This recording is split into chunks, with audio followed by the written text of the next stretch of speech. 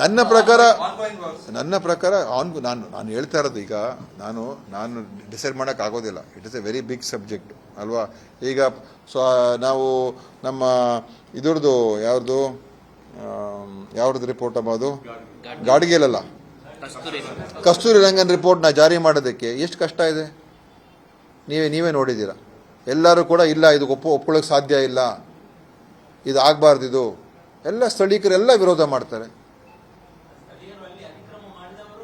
ಅತಿಕ್ರಮನೋ ಇಲ್ಲ, ಅವರೊಬ್ಬರೇ ಇಲ್ಲ, ಸಾಮಾನ್ಯವಾಗಿ ಎಲ್ಲ ಕಡೆ ಸಭೆಗಳು ಮಾಡಿದಾಗ ಇಡೀ ಅಸೆಂಬ್ಲಿಯಲ್ಲಿ ದೊಡ್ಡ ಚರ್ಚೆ, ಇದು ಒಪ್ಕೋಬಾರ್ದು ಅಂತ ಹೇಳ್ತಾರೆ. ಇದ್ರ ಬಗ್ಗೆ ನಾವು ಹೋರಾಟ ಮಾಡಬೇಕು, ಇದ್ರ ವಿರುದ್ಧ ಹೋರಾಟ ಮಾಡಬೇಕು.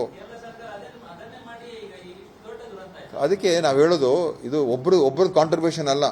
ಒಂದು ಗೌರ್ಮೆಂಟ್ಗೂ ಕೂಡ ಖಂಡಿತ ಕಠಿಣ ನಿಲುವುಗಳು ತಗೊಳ್ಬೇಕಾಗ್ತದೆ. ಕಠಿಣ ನಿಲುವು ತಗೊಳ್ಬೇಕಾದ್ರೆ ಜನರ ಒಂದೊಂದ್ಸಲ ನಾವು ವಿರೋಧ ಕಟ್ಕೋಬೇಕಾಗ್ತದೆ. ಆ ಒಂದು ವ್ಯವಸ್ಥೆ ನಮ್ಮ ಪ್ರಜಾಪ್ರಭುತ್ವದಲ್ಲಿ ತರ್ತಕ್ಕಂಥದ್ದಕ್ಕೆ ಆಗುತ್ತಾ ಅಂತ ನಾನು ಯೋಚನೆ ಮಾಡ್ತಾ ಇದ್ದೀನಿ ಅಷ್ಟೇ. ಯಾಕಂದ್ರೆ ಆಗಬೇಕು, ಬಟ್ ಅದನ್ನು ಆ ವಾತಾವರಣ ನಿರ್ಮಾಣ ಮಾಡಬೇಕೀಗ ನಾವು. ಈಗೆಲ್ಲ ಇಂಥ ಘಟನೆಗಳಾಗ್ತಾ ಇದೆಯಲ್ಲ, ನಾವು ಜನರಲ್ಲಿ ಇವಾಗ ಜಾಗೃತಿ ಮೂಡಿಸ್ಬೇಕು. ಈಗ ಎಷ್ಟೋ ಕಡೆ ನಾವು ಹೋಗ್ತೀವಿ, ಮುಳುಗಡೆ ಆಗಿದೆ, ಯಾಕಾಯಿತು? ಈಗ ನಾವು ಇಲ್ಲಿ ದಕ್ಷಿಣ ಕನ್ನಡ ಜಿಲ್ಲೆ ಮನೆ ಕಟ್ತೀವಿ, ನಾವು ಗುಡ್ಡವನ್ನು ನಾವು ಕಟ್ ಮಾಡಿ ಮನೆ ಕಟ್ತೀವಿ. ಅದು ಒಂದು ಕಾಂಟ್ರಿಬ್ಯೂಷನ್ ತಾನೇ. ಕುಸಿತ ಆಗೋದಕ್ಕೆ ನಮಗೆ ಮನೆ ಮುಖ್ಯ, ಬಟ್ ಮುಂದೆ ಭವಿಷ್ಯ. ಸಿ ಆ್ಯಕ್ಷನ್ ತಗೊಳ್ಳೋದು is very easy to say. ನಿಜವಾಗ್ಲೂ ನೀವು ಒಪ್ಕೊಳ್ಬೇಕಾಗ್ತದೆ. ಆ್ಯಕ್ಷನ್ ನಾವು ತಗೊಂಡ್ಬಿಡ್ಬೇಕು ಅಂತ ಹೇಳ್ಬೋದು, ಆದರೆ ಅವರು ಹೋಗಿ ಮನೆ ಕಟ್ಕೊಳ್ತಾರಲ್ಲ, ಅಕ್ರಮಗಳು ಸಕ್ರಮ ಮಾಡ್ತೀವಲ್ವ ನಾವು. ಮತ್ತು ಈ ಥರದ ಎಲ್ಲ ಕಡೆ ಆಗಿರುವಂಥದ್ದು ನಮ್ಮ ಕಣ್ಮುಂದೆನೇ ಇದೆ.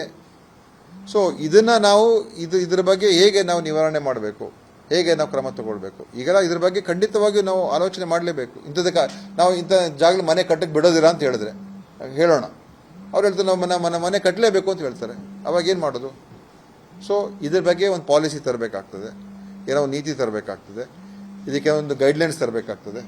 ಮನೆ ಕಟ್ಟಿದ್ರು ಕೂಡ ಅದೇ ನಾನು ಟೀಚರ್ಗೆ ಹೇಳ್ತಾ ಇದ್ದೆ ಇವತ್ತು, ಮನೆ ಕಟ್ಟಬೇಕಾದ್ರೂ ಅಂಥ ಮನೆ ಕಟ್ಟಬೇಕಾದ್ರೂ ಕೂಡ ಅವರೇ ರಿಟರ್ನಿಂಗ್ ವಾಲ್ ಕಟ್ಕೋಬೇಕು. ಗೌರ್ಮೆಂಟ್ಗೆ ಸಂಬಂಧ ಇಲ್ಲ ಅದು. ಅವ್ರು ಮನೆ ಕಟ್ಟಬೇಕು ಅಂತ ಒಂದು ಆ ಬೆಟ್ಟವನ್ನು ಅವರು ಕಟ್ ಮಾಡಿದ್ರೆ ಅವರೇ ರಿಟರ್ನಿಂಗ್ ವಾಲ್ ಕಟ್ಕೋಬೇಕು.